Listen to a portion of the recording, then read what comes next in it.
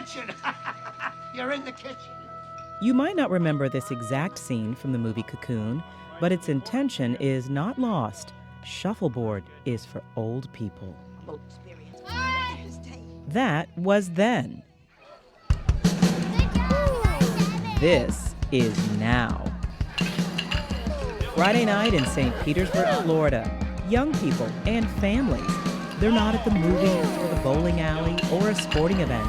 They're playing shuffleboard.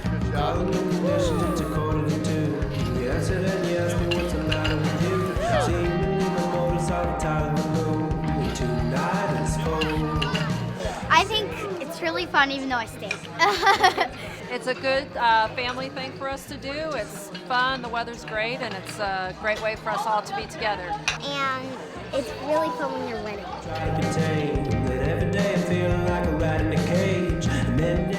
Some say shuffleboard is the next big thing. Really? Let's go back a minute to then. Cruise ship shuffleboard got its start on land in 1913 at a Daytona Beach hotel. And then it was quick, someone saw that and then came to St. Petersburg and built a court here. Christine Page is president of the St. Petersburgh Shuffleboard Club, which got its start in 1923. It had 5,000 members and more than 100 courts then. So this facility is actually the longest running shuffleboard club in the world, the largest, and it's where the rules were invented.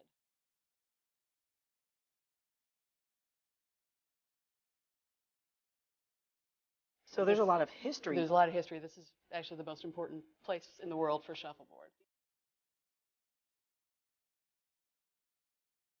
Christine is a web designer by trade, but as the club's president, a volunteer position, she works to keep the history of the sport, this building, and these courts front and center. And Christine never misses an opportunity to explain the game to newcomers. Okay. The scoring is, this triangle up here is 10. These two are 8. These two are 7. This entire thing is minus 10. It's called the kitchen. The kitchen. We don't want to get in the kitchen. So. Okay, black goes. I go first this time. Shuffleboard historian Dorothy Spillman-Wagowski is passionate about shuffleboard history too. She remembers the first time she became aware of it. But I can't remember playing. But I know I saw shuffleboard when I was 10 years old. That was some 70 years ago. Now the sport is popular among a younger generation. My name's Kara Hellecker. I'm 18, and what I like about shuffleboarding is that you can talk to your opponent while you play them. Every Friday night for the last 6 years or so, the club has hosted the St. Pete Shuffle, a free event showcasing the sport, local music, and a sense of community. It's where the past is the future.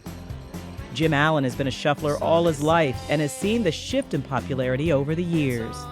The biggest change I see at the Friday Night Shuffle is whereas shuffleboard always had the connotation of being a senior game, now it's become the hip thing to do in St. Pete. We'll have 50 courts full of families and college kids. I'm 55, and I'm one of the oldest people out there. I'm a student at the University of South Florida, and for one of my classes we went on a field trip over here. So we tried it out, and most of us really enjoyed it. That's what we've been doing now for a few weeks. It's a lot of fun. I enjoy it. One of my favorite things about Friday nights is seeing all the different types of people. We'll have a church group next to a family, next to the organic food club here. It's just all different types of people. Jim sees the new breed of shufflers not just on the courts, but also in his business as owner of Allen Shuffleboard Company. We manufacture shuffleboard equipment and sell it all over the world. We probably process 95% of the shuffleboard market. Allen Shuffleboard is a 3-generation company. My granddad started this in 1941 in St. Petersburgh. My father took over in 1967, and I took it over in the year 2002. Although I worked part-time for granddad when I was a little boy, so I've been in the business my entire life. The company ships cues, discs, and portable shuffleboard courts to at least 12 different countries who have become obsessed with shuffling. Every year we have an international shuffleboard tournament. So we've had the opportunity to see it grow in many, many different countries. The growth is on display here in Clearwater, Florida. This section is the International Hall of Fame. Each member country has an exhibit, among them Brazil, Japan, Australia, and Germany. Shuffleboard is so mainstream in Germany, it was featured on a popular game show. Shuffleboard. Apparently, there's not a German word for shuffleboard. Dieter Hussmann is president of the German Shuffleboard Association. He was at the game show pitting a skilled player against a German celebrity.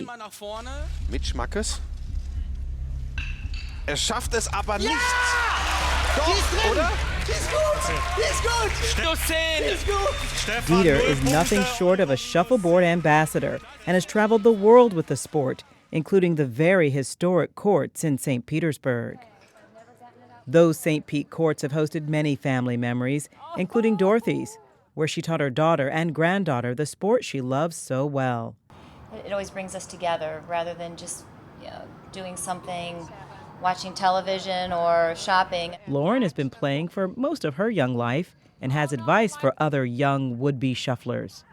I can tell them how much fun it is, and maybe one day they'll come to a shuffleboard place and they'll try it out and they'll say, hey, maybe this is great. Remember that image from Cocoon? They were playing on the St. Pete shuffleboard court. The same one where 20-somethings Peter and Wendy Osuski, shuffleboard lovers, exchanged wedding vows in 2011. You volunteer here about once a month. It kind of means something to us, and it's just a gorgeous place, and it was fun. We love it here. So you see, what was old is absolutely new again. For my generation, I'm Diane Roberts. This could be the greatest shot in history of shuffleboard right here.